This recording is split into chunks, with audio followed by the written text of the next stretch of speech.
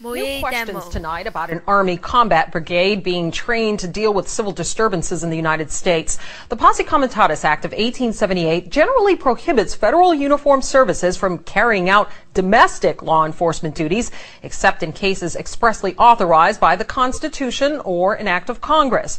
Critics say the brigade's training goes against one of the founding principles of our country, separation of military and civilian government. Luis Schiavone has our report. They've spent 30 months on the streets of Baghdad. Now the 1st Brigade Combat Team of the Army's 3rd Infantry Division is back in the USA. The Army Times reporting, quote, they may be called upon to help with civil unrest and crowd control or to deal with potentially horrific scenarios, end quote.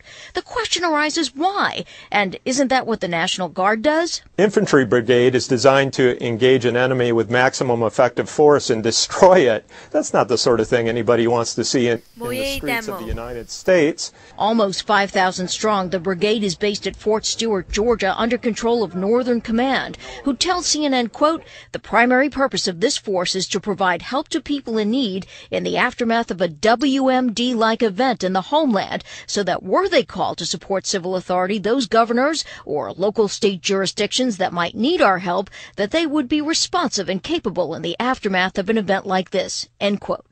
On Capitol Hill, questions about how the Pentagon determined that a thinly stretched military with 2 conflicts underway could spare these troops. That's a misuse of assets. Those assets can be deployed, I think, more efficiently somewhere else when you have the Guard that you can call up on a moment's notice.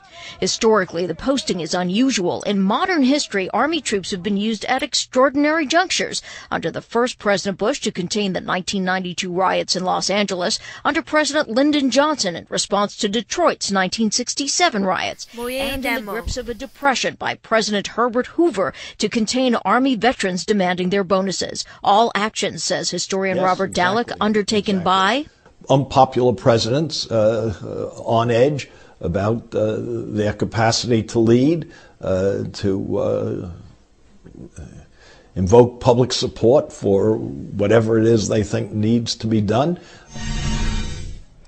Lisa, the Army Times journalist tells us that the story has generated intense public interest, and 4 weeks into a flurry of questions about the report, the Army finally contacted her, and they requested that she publish a clarification that containing domestic civil unrest was not part of the 1st Brigade mission. Luis Schiavone, thank you very much for that report.